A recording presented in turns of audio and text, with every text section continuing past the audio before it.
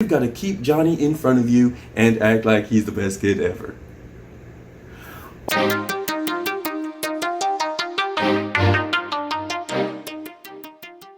And welcome back to the Angry Teacher channel. I'm Richard Williams, the Angry Teacher. If you are curious about things education, like you're a student, teacher, parent, guardian, or admin, then this is the channel for you. So go ahead, like, comment, subscribe, and ring the notification bell for the next dope Angry Teacher video. It's coming out every Friday, Saturday, or Sunday, every weekend, right? If you've been here before, you know I love you. Thanks for coming by. Let's get into the video. Now, this year has been unbelievably hard for everyone. And we've had some new teachers in our building, and it hurts me to see them going through stuff that normally would probably be different stuff to go through, but not the way COVID has done for us. Made it really hard. So there are a couple of things I want to, and also by the same token, some of my past students, a lot of them were telling me this year that they're getting into teaching, and you know, Pops, what can I do? What do I need to do? I'm starting such and such school and I'm going here. And I'm like, oh my God, oh, y'all becoming teachers, what did I do wrong? But in any case, here's like 5 things that you can kind of do to kind of help you once you're becoming a teacher. If you're still in the programs and you're trying to graduate soon, or you're applying to different districts soon, listen to these and then let me know what you think in the comments, all right? Ask me anything, I'll hopefully be able to answer. Time commitment for new teachers, for teachers in general. They come in 2 realms. One is in the building and one is outside of the building. There are time commitments that maybe some other jobs don't necessarily have those issues. For example, in the building, you have to know when to schedule your bathroom breaks. Yeah, you have to control your bodily urges and fluids, because especially if you deal with the younger kids, you cannot move without and leave them by themselves. So you have to know your body's going to get used to it. You have to find someone to watch your kids while you have to run to the restroom. Some of you will have another person in the room, but so that would be fine. But otherwise, you need to find security or find another teacher, neighboring teacher, or somebody who's on their break, whatever, to find you time to go to the bathroom. You're going to be juggling several things. You might be a part of different committees. However, you still have to focus on teaching the kids. You still have your planning time that you have to get some stuff done, and you might be planning with other teachers, so you won't be by yourself getting your stuff done. You will also have meeting with teachers and parents and admin at different times for different reasons. There's always going to be meetings as well, where you know, where other companies, everyone's in the meeting, so you don't have to worry about anything. You might be the only one pulled out of a meeting to speak with a community member or a parent when you still have your kids. And there's so many nuances to meetings in education that you'll have to get used to. And that's just in the building. Outside of the building, you're going to be taking work home. And some people, oh, I'm not doing that, and I can leave the work at such and such time. You know, once I get out at 2:20, once I get out at 3:40, I'm done. I didn't necessarily mean physically taking work home. Emotionally, you'll be taking work home. Little Johnny, you see him coming up in tattered clothes every day. Little Johnny is going home with you emotionally. You're wondering what's going on with little Johnny. Why is he going through this? What can I do to help little Johnny? During the summer, teachers shop for stuff. When you're going somewhere, even during the year when you're shopping for groceries and you remember little Johnny needs something to, it looks like he always needs something to eat, you're probably going to pick something up for little Johnny. Or you're going to pick up something that you can use for a lesson that you've been thinking about. You're always thinking about your job outside of your job. Professional developments during the summer, they offer a lot. Like, we don't want to, you know, not think about work, but they offer professional development opportunities. They offer workshops that you can go through, and this is just during the summer. They also offer it during the year. So sometimes, some weekends, you're probably gonna have to give those up. Sometimes after school. Sometimes they're gonna ask, the admin is gonna ask you to go to a professional development, a PD, when you thought that you were gonna be teaching polynomials that day, or you thought you were going to go over the to be verbs in French, you know, in your French class. You're not. You're going to a workshop. So these are things you're going to have to deal with. Chaperoning. Especially the younger grades, you're always going somewhere. And there's always a need for chaperones, especially if it's your kid, they're taking you with you. So, you're leaving the building, and some of the things you plan to get done, you want to prep for the next day's lesson that you thought was going to be so charismatic and so energizing, and then they pulled you on a chaperone duty, or you're going to someplace because Miss X can't make it anymore. So these are things to think about. The time commitment is real. You're going to have a little less time to get stuff accomplished unless you really schedule that in. Number 2, things to consider before you get into teaching or while you're becoming a teacher. Your pay. And we were going to bring that up at some point. I'm going to make a video about it later because that's something I need to address. But you will never become rich being a teacher. Everybody who becomes a teacher knew that, I believe. We never get in for the money. And that's one of the problems. We get in for the heart. It's the heart versus the wallet. They know that, and I can talk about the history of education in America, where it came from, and so that's why we're paid what we're paid, but I'm gonna leave that alone for now. I'm gonna put that in another video. But the heart is why we're in it, where we're concerned about Johnny. We want to be concerned about Johnny and get paid for being concerned about Johnny, but it's not going to happen. We just get paid to be concerned about Johnny, and so it hurts because they don't pay us enough to care about Johnny. But we do, and that's why we're in it, and that's why we're in it, a lot of us, for the long haul. There's some people who get in and realize that, wait a minute, I can live on my own barely, but I can't do much otherwise, or I have to do side hustle. Most teachers have to do it. Or you sign up for night school, summer school, and all types of school. You're doing all this extra stuff to add to the monies that you should be getting from your job, your actual daytime teaching job.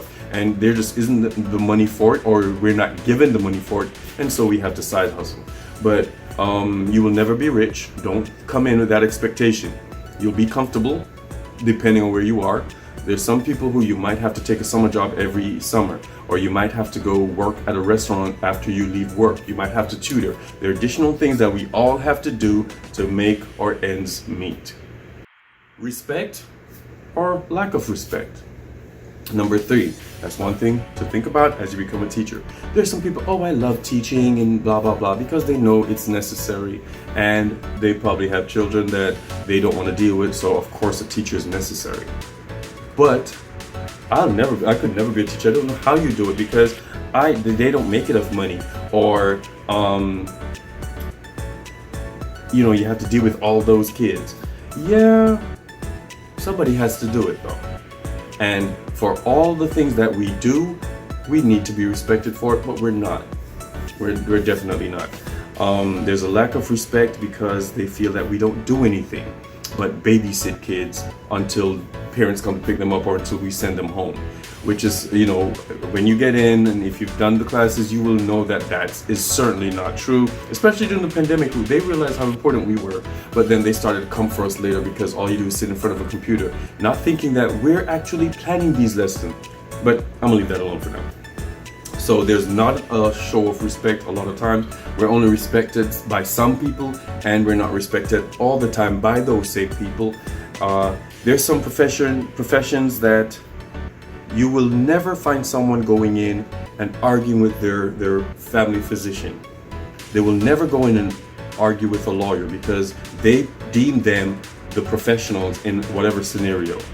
If a teacher is being sued, if a teacher was in a car accident, if a teacher was hurt, they're going to or a parent rather, any of those scenarios, they're going to let the professional be the professional. However, as teachers, parents will tell you that you work for them. They will disrespect you in a conference. They will say things in a conference in front of their child. And that's the lack of respect. You're the professional. You're the one who went to school. You've done the classes. You've done the professional development. You are the one who was certified and enlightened to teach, but the parents think that they know more or whatever. They would never argue with their mechanic, but everyone comes for a teacher. So we're not respected even though we should be. Get ready for those discussions or arguments or blow-ups or just conversations about the fact that yes, I think your job is important, but I'm gonna treat you how I want to anyway. Number 4, community/societal expectations. We wear many hats as teachers. You've probably heard it before, and you will learn to do that. For example, you're going to be counselor, you're going to be mom sometimes and dad sometimes, you're going to be a nurse, you're going to be a coach, you're going to be the college counselor, you're going to be the cheerleader for the kid. You're going to be so many different things to these children, whatever they need, and you have about 30 plus per class. And if you're in the younger grades, you might be 30 for the whole year, give or take a couple. But if you're in the middle, high school, secondary levels, you're going to have about 30 plus per class, give or take. And so you might have 100 and something kids by the every year or that year. And everyone requires something different. It's going to pull at you and pull from you, but that's just expectation. Society expects us to do it. For the money that they pay us, they expect us to show up and be there all day and be perky and not say certain things and not do certain things and always be happy to have other people's kids in front of us all day, longer than they are at home. We're putting ourselves out there. Kids, after a while, especially in the upper grades, once you're with them for longer periods of time, they're going to learn different things about you, how you act, how you respond to stimuli, how different things. You're going to have your picture of your family on your desk or wherever, the school you went to. You're going to be putting yourself out there, so you have to experience that. You're going to go shopping and see some of your kids ringing you up, some of your kids pulling up next to you, some of your kids at the gas station. You're going to see them around as you move around, so get used to that. There are other professions versus ours, and the community and the societal expectations are different. For example, if I'm a doctor or if I'm some other professions, I can be a mechanic and I can go party and get drunk and whatever, and it won't matter. As a teacher, your public persona is also your private persona. Whatever you do in private, let me reword that. Whatever you do in public, it needs to be as if you were in the classroom. You can't go drinking and get sloppy drunk or get caught doing it. There's certain places you can't be. So it's like there's an expectation up here that teachers can't do a lot, but every other profession can do it, and they're getting paid more to be themselves. On the weekend, you can travel, but you can't get turned up, or make sure that no kids or no videos or whatever are around, because you will get caught. You will get seen and then get reprimanded for it, even though you are a human being like everybody else and you deserve your time of turn up. Number 5, the last thing that you need to think about as becoming a teacher are the emotional commitments that you have to make. You have to be on all day, and I kind of hinted at it before. You've got to always be this positive, on the point, always ready to help every kid. If there's little Johnny who all year hasn't done anything, you can't have disdain for Johnny. You got to keep going and keep helping him out. Even in other jobs, you can walk away, give up, or refer them to someone else. You've got to keep Johnny in front of you and act like he's the best kid ever. Taking students home. No, I don't mean physically, unless it's, unless you know the parent or whatever, but you're taking them home emotionally. There's some days, and a lot of the teachers I talk to say the same thing. Sometimes they just get home and they just sit for a while. They just have to get the day's stress off of them, because they're thinking about Chelsea, who that her dad doesn't have a job right now, and Chelsea has a hard time. Or that Philip just can't understand why we have to conjugate verbs in Spanish. Or there's some things that you take home that other jobs you can, once you leave that desk, you walk away, you can walk away from it until you come back the next day. In education, it's not the same.